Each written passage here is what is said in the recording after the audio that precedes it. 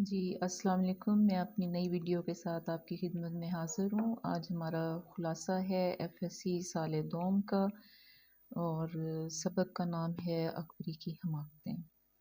میں پہلے بھی بتا چکی ہوں خلاصہ لکھنے کا طریقہ، کہ آپ نے مصنف یا مصنفہ کا سب سے پہلے نام لکھنا ہوتا ہے، پھر آپ نے ایک انگلی کا یا جو آپ کے ہاتھ میں پین ہے اس کا وقفہ دے کر پیراگراف سٹارٹ کرنا ہے اور آخر تک لکھنا ہے، کوئی پیراگرافنگ نہیں ہوتی۔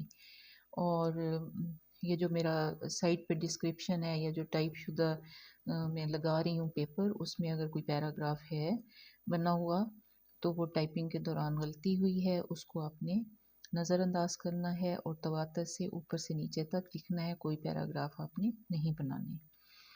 تو خلاصے کا آغاز کرتے ہیں۔ مولوی نذیر احمد لکھتے ہیں کہ اکبری بد سلیقہ نادان لڑکی تھی، وہ سسرال سے لڑ جھگڑ کر میاں سے الگ گھر میں رہنے لگی، لیکن شدت سے بے وقوف ہونے کی وجہ سے مختلف نقصانات کا سامنا کرنا پڑا۔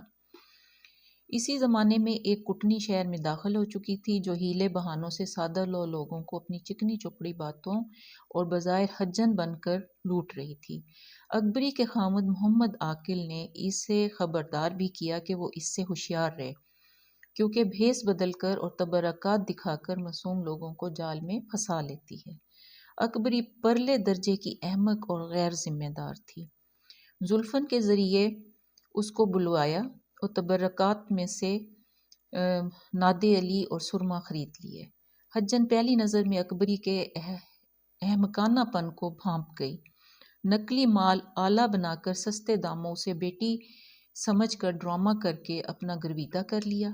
مثلاً 2 روپے والا ہزار بند 4 آنے میں دے کر اکبری کا دل موم کر لیا۔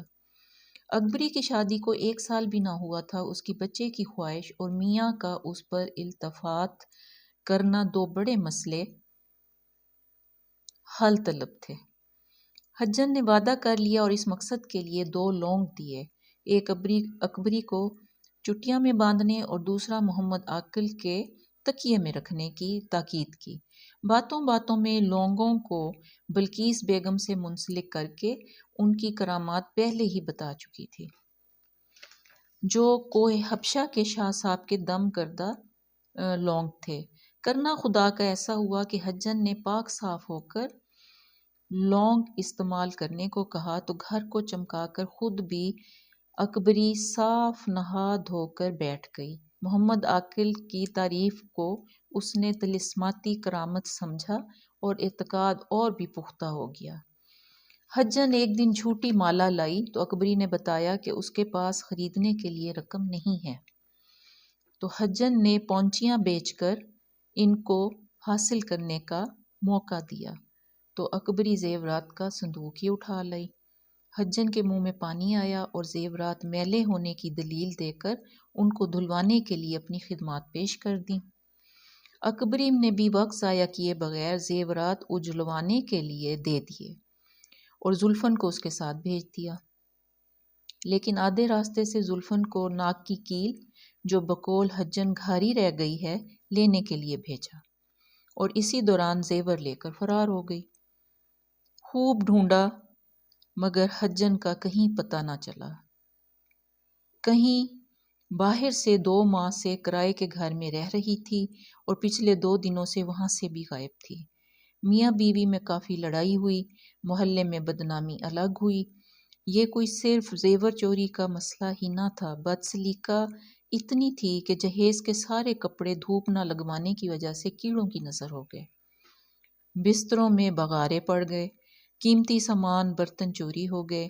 یوں محمد عاقل کا بھرا پورا گھر اکبری کی بد سلیقی اور پھوہڑ پن کی وجہ سے برباد ہو گیا۔ یہ آپ کا سبق کا خلاصہ ہے، اور یہ میں چھوٹی چھوٹی ویڈیوز بنا رہی ہوں کیونکہ یہ 10 نمبر کا سوال ہوتا ہے آپ کا، اور اگر آپ کے پاس صحیح مٹیریل اور صحیح آپ کے نکات کے حوالے سے جو سبق میں سب اہم باتیں ہیں ان کے حوالے سے اگر آپ کو خلاصہ سمجھنے میں میرے اس کاوش سے فائدہ ہو سکتا ہے تو اس سے بڑی بات نہیں ہوگی۔ اپنا خیال رکھیے گا، مجھے اپنی دعا میں یاد رکھیے گا۔ اور چینل کو بھی سبسکرائب کر دیجیے گا۔ بہت شکریہ، اللہ حافظ۔